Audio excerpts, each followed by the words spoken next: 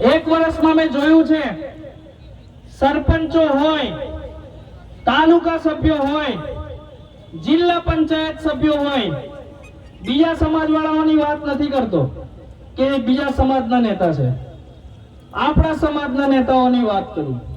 કેમ? કારણ કે જ્યારે પણ મેદાને ઉતરવું હોય તો સામેવાળાની ટીમ પછી દેખવાની, પહેલા આપણી ટીમ જોવાની હોય. આપણી ટીમ એટલે કે આપણી સેના. અને આજે ઘોગંબા તાલુકાનો સમાજે જ્યારે આપણા સમાજના નેતાઓને વોટો આપીને નેતા બનાયા છે, આગેવાન બનાયા છે, ત્યારે જરૂર પડી એમની જવાબદારી બને છે કે સમાજ જોડે આવીને ઉભા રહે. સમાજ ઘોગંબા તાલુકામાં વર્ષોથી પીડાતો આવ્યો છે. સરપંચો અહીંયા કદાચ હોય કે ના હોય, અને સરપંચોની બી પણ વાત કરું તો સરપંચોને એટલું કહેવું કે તમે અમારી સાથે હોવ કે ના હોવ, સમિતિને કાંઈ ફરક પડતો નથી. આજે આટલા લોકો છે, કાલે કદાચ ના હોય તો પણ કોઈ ચિંતાનો વિષય નથી. કારણ કે સમિતિ સાચા રસ્તે ચાલશે અને હાચાને હાચું કહેશે, ખોટું કહેવાય, ખોટાને હાચું કહેવા વાળી સમિતિ નથી.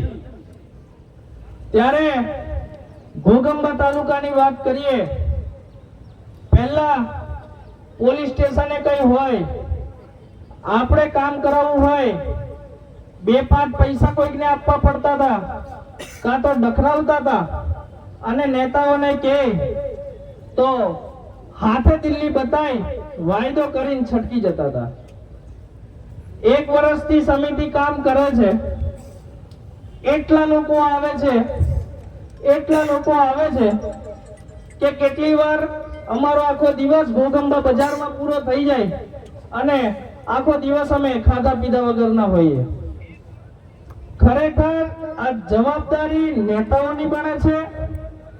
ખરેખર આ જવાબદારી ચૂંટાયેલી સરકારની બને છે.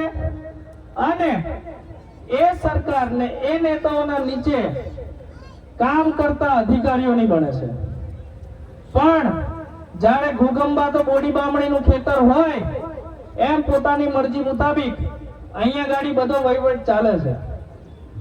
કેટલીક કચેરીઓ એટલે કે તાલુકા પંચાયત ઘોગંબા અને મામલતદાર કચેરી 1 વર્ષ થયું, ભલે એમને એમ લાગે છે કે આદિવાસી યુવા સમિતિને કદાચ નહીં ખબર હોય કે અહીંયા પણ લોકોના કામો કરાવવા આવવું પડે, એટલે ખાલી એકલી પોલીસ સ્ટેશન જતી હશે એમ. પણ ના, અમે 1 વર્ષમાં તાલુકા પંચાયતના નાનામાં નાનો ઓપરેટર થી લઈને દરેક અધિકારીઓ, દરેક નેતાઓ બધાનો સર્વે કાઢી લીધેલો છે અને બધી તપાસ કરી લીધેલી છે. પણ પહેલા કીધું એમ આદિવાસી યુવા સમિતિ તૈયારી વગર નથી પડતી. હજુ પણ કહી દઉં આપણા સમાજના નેતાઓને અને અધિકારીઓને, મને ખબર છે ઘોગંબા તાલુકા પંચાયત એ ઘોગંબા તાલુકાના આદિવાસીઓનો ખજાનો છે અને ખજાના ઉપર રાતો રાત ના તૂટી પડાય. એને લેવો હોય તો તૈયારીઓ કરવી પડે. અને હું આ મંચ ઉપરથી એમને કહેવા માંગુ છું, 80% તૈયારીઓ થઈ ચૂકેલી છે, 20% તૈયારીઓ બાકી છે. આવનારા 4 મહિનાની અંદર એ તૈયારીઓ પણ પૂરી કરી દઈશું. અને 4 મહિના પછી આદિવાસી યુવા સમિતિ, તાલુકા પંચાયત અને મામલતદાર, જ્યાં નકલોના પણ 30-30 રૂપિયા લેવામાં આવે છે, ત્યાં જાતિના દાખલા કાઢવા માટે પણ પૈસા લેવામાં આવે છે. ખોટા આદિવાસીઓના જાતિના દાખલા પણ કાઢી આપવામાં આવે છે. ગામની વાત કરું તો ઊંચાબેડા ગામની અંદર ઘણા બધા બીજા સમાજના લોકો એસટી ના સર્ટિફિકેટ કાઢીને નોકરીઓ કરે છે, એની પણ જાણ છે. 4 મહિનાનો સમય સરપંચો, તાલુકા સભ્યો, ભ્રષ્ટ અધિકારીઓ અને નાના મોટા ઓપરેટરોને આપીએ છે. 4 મહિનામાં લૂંટાય એટલું લૂંટી લો, 4 મહિનામાં સુધરવું એટલું સુધરી લો. 4 મહિના પછી આદિવાસી યુવા સમિતિ 1 વર્ષમાં જે 2 પગ પાછળ કરેલા છે, અમારો પલ્લાનો ભવનસિંહ કહેતો તો એમ કે રાઠવાને આંગળી કરવી ને વાઘને આંગળી કરવી એક બરાબર છે.